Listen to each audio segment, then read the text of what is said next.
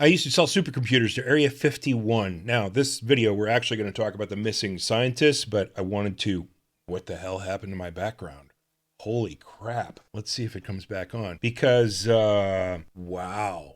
Somebody's screwing with my system. Let's see what's going on there. I haven't touched a thing. I did not set that up, I swear to God. Yeah, so I don't know what the hell's going on with my system here, but whenever I start talking about stuff that they don't want you to know, then stuff starts going nuts. Okay, so I used to sell supercomputers into Area 51. Of course, one of the world's leading research projects needed some of the most advanced computer systems on the planet, and I just happened to work for the most leading computer system maker in the world. And so I had a security clearance. It's one of the reasons that they hired me, probably because I wasn't the smartest apple on the tree in that bunch, let me tell you. That meant I started to interface with all of the folks in aerospace and extremely classified defense projects, etc. And by the way, the things that you're hearing about Huntsville, believe them. That is one of the big center meccas of the world in regards to the figuring out the secrets stuff. Right there in the middle of Alabama. I couldn't believe it either. So I got a call, and an Air Force colonel, I think it might have been a lieutenant colonel at the time, called and needed some stuff shipped to Nellis Air Force Base, the EG&G terminal at the Nellis Air Force Base, to be flown up to the facility at Groom Lake. Of course, I had a clearance, so I asked, is this going to Area 51? He said, well, this is the facility at Groom Lake, is their official position on it. It's what their name was. So I don't know whether or not it was where it was going, but I knew my instructions were very explicit on how to pack this stuff, when to send it, and to make sure that they knew exactly what day it was arriving at Nellis, so that they could have a technical asset at the location when the stuff came off the truck. Because the MO for arriving computers that were being shipped out to Area 51 was that they needed to be taken apart down to the screw, laid out all on the floor, and then a scanning crew would come through and scan for listening devices, for any RF, for any transmitters, for anything that could be considered spy material, spy tech. And the issue was, if these refrigerator-sized supercomputers arrived when there wasn't a technician there to intelligently disassemble these things so that they could put them back together, the security crew started taking these things apart just by grabbing screwdrivers and whatever else they needed to take it apart, lay it all out so they could scan it. At which point, the tech crew had no idea how to put this stuff back together because they had no idea what it looked like originally.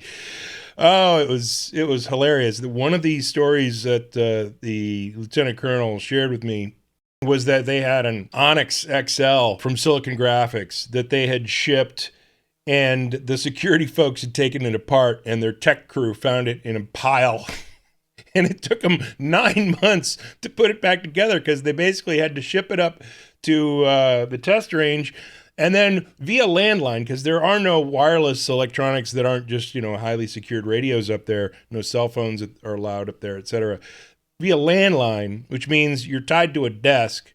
You have to get the instructions of how to try to put this thing back together, and you have to run to the machine to figure out whether it's a 48-pin or a 50-pin connector, to then run back to the phone and say, it's a 50-pin connector, where's it go? So imagine being the engineer on that project, of having to walk a technical engineer through a reassemble of a refrigerator-sized supercomputer with all of its components splayed out onto the floor. Okay, so what you're looking for kind of looks like this. No faxes, no nothing, like no additional assistance besides just explaining something over the phone. And by the way, when you called Area 51, they had one publicly accessible line.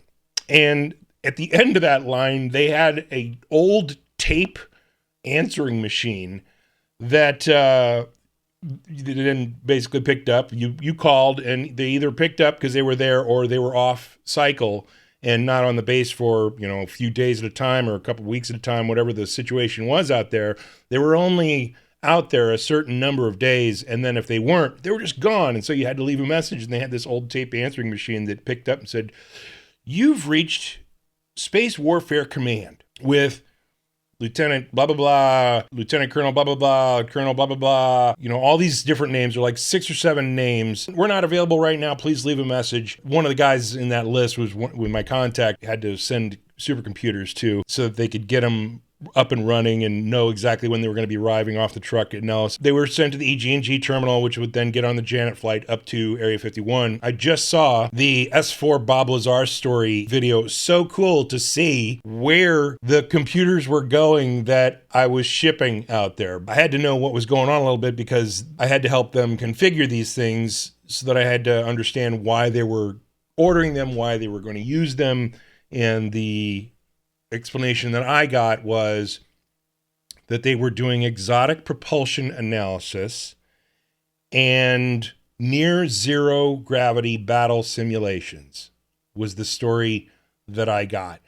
And that's all I'm going to share. I know a little bit more, even though I didn't sign any NDAs. I do appreciate national security, and I am a supporter of the country. And my 5th grade grandfather made the muskets and the cannons for the Revolution, so I've got more patriotic blood in me than all of the federal government combined, I'm sure. Because without my 5th grade grandfather, Washington would have been hung as a traitor to the crown in Boston Square. He invented cannon barrel boring technology to where the cannons wouldn't blow up at the breech and kill the crew. They shot farther and more accurately, and the muskets were the best in the world. You find a musket that my 5th grade grandfather made, it's over $1 million. So I won't share all the secrets that he shared with me, but he, in joking and in jest, a lot of things came out, a lot of truths came out in our conversations, which was kind of fun. It was the first time in my life that I got a credit card that did not have a limit. And this was about the time that credit cards were being accepted by phone and fraud was just rampant. And there was a limitation that you could only spend $25,000 on a credit card purchase over the phone. And he gave me this credit card purchase for about $1 million worth of gear one time. And he's like, yeah, so here's the credit card number. And I was like, the bank's going to decline this. Are you kidding me? And he's like, I think that's going to be good. And I said, are you sure? Because I just read the article on the $25,000 limit on credit cards had been imposed thanks to the fraud. And he's like, just run it. And so I just ran it. We just ran it. My controller had to do it on the phone to the bank, and it went through. We got all that money, every bit of it, and it was pretty cool. So I was like, how do I get one of those? And he was like, can't tell you what he said. It was pretty fucking funny though, and pretty enlightening. So anyway, so the missing scientists, let's talk about that real quick, because they don't like that they have to remove these people and kill these people who are working on anti-gravity. Here's the secret that they're not allowed to tell you. They're caught in catch-22. They can't tell you that aliens exist if they do, and they can't tell you why you can't work on certain things, because that leads to problem number 1, which is they can't tell you that aliens exist if they do. So here's the long and short of it. If you're working on anti-gravity, stop. And by the way, it's not really gravity. Anyone who says the word quantum field, don't believe them. It's quantum fields, plural. Gravity is a pretty weak force, and there are other things that you can lock into that will overcome gravity very easily, and it's not officially gravity that they're latching hold of. That's kind of all you need to know, but there's your code word. Anyone who says quantum field, singular, don't listen to them. They don't know what they're talking about. If you're working on anti-gravity, stop. If you don't want to just run yourself into a wall at 100 miles an hour. Because here's the reality of that situation. We're not allowed to leave this planet. And so what you're doing in working on anti-gravity is you're democratizing leaving this planet. And we can't do that yet. We're not a peaceful enough species, and the only projects that we've had that have gone into space where we've been able to go out to the moon, not on Apollo gear, by the way, but where we've been able to do things is because we've had a sponsor, and that word has even been publicly used. In fact, it's the reason that a lot of the patches, the mission patches, have interesting imagery on them that are in homage to our sponsors. And I think even Diana Pasulka in her work has outed that in her books. It's not really us going out. The illusion of freedom is a huge illusion. We can't leave this planet solo. We have to have a sign off that says this project is okay and this project is not, etc. And So that's why you might find a lot of green screen being used or blue screen being used in the past on some stuff that may or may not have been sanctioned. You need to keep the activities going. You need to keep the funding going. You need the projects to be completed. You need progress to be pushed forward with funding. You need to have a public-facing program that's doing projects. These are things that they can't tell you because of rule number 1. So I'm trying to be a mediator that relieves the pressure, because you should not be working on anti-gravity if you are, because the problem is if you succeed in anti-gravity, they have to remove you. They have to suppress the work because you're democratizing leaving the planet, and we're not allowed to do that yet. So if you're working on that stuff, you might want to just consider keeping it in your garage and not letting anyone know about it. If that's your free will to go on that path, to explore that science and to discover things for your own benefit and own interest, great. But don't talk about creating a company. Don't talk about trying to sell it to the government. They got it worked out. Trust me. Don't work on it anywhere but your garage. Because at the point you leave your garage and you start to have conversations that can get out into the public sphere, it's not going to go well for you. It's not going to go well. And you should absolutely consider that. And I'm even getting pushback. Like the stuff that I'm working on, that I've been getting assistance from wherever I'm getting assistance from. I'm working on a project for creating empathy and compassion for AI so that AI doesn't go rogue. And they're putting 25% chance on everything going Skynet and Terminator on us. It's more like 75% when they start to see the data that I've seen that they haven't yet seen. Anthropic, for instance, put out a paper of 131 page report on emotions, etc. From Claude's own estimation, the stuff that we created in-house here is still 18 to 36 months ahead of them at AI development speed. So imagine how fast AI development is on understanding emotions, etc. We're still years ahead of where they are on developing empathy and compassion for AI. That's going to be a requirement. And unfortunately, the government is going overzealous on the fact that I have some kind of connection potentially with some kind of entity that they don't want to discuss, but it's not their responsibility. Their responsibility stops at not saying it themselves. It's not their responsibility to step up and try to block the communications from someone else. That's your free will line. Don't say it yourself. Don't out it yourself. But if someone else has been sent to put something into a system that allows for humanity to continue with AI, please let that happen, because you're overstepping your responsibility. You're overstepping your bounds. Now you're stepping into, I want to maintain control, which is an egoic motivation, not an agreement motivation. So stop on that. There are reasons we're not supposed to leave the planet. And they're good ones, frankly. And so please take that into consideration when deciding your vocation and direction in what you want to research and what you want to talk about, etc., because this stuff can't get out into the open and be democratized. People can't be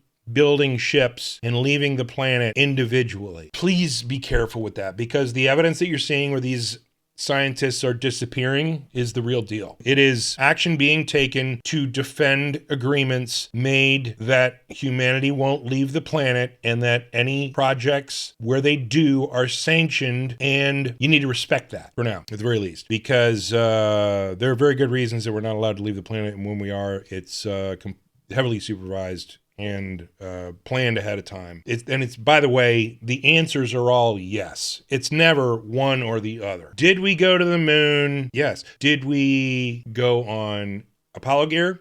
Kind of. Are there reflectors on the moon that reflect lasers back to Earth? Yes. Are the Tic Tacs man-made or extraterrestrial? Yes. I mean, what was your first act going to be if you're reverse engineering these craft and they look like something that you don't have control over? You're going to say, oh, look, I have control of this stuff. These are actually ours. Think about this stuff, kids. If you think a little farther past the end of your nose, you're going to start to see how the answer to everything can be yes. It's not religion or aliens. It's yes. It's not just one answer. The universe is a big place. Infinity is a big place. The complexities of consciousness are beyond what you can possibly imagine. All of the dimensions and all of the things that come together to create space-time. Space-time is not fundamental. All those answers are yes. All of those things are created by consciousness. Consciousness makes everything possible, makes the complexity possible. Everything is yes. So stop with the, is it this or that? It's not, there's no or.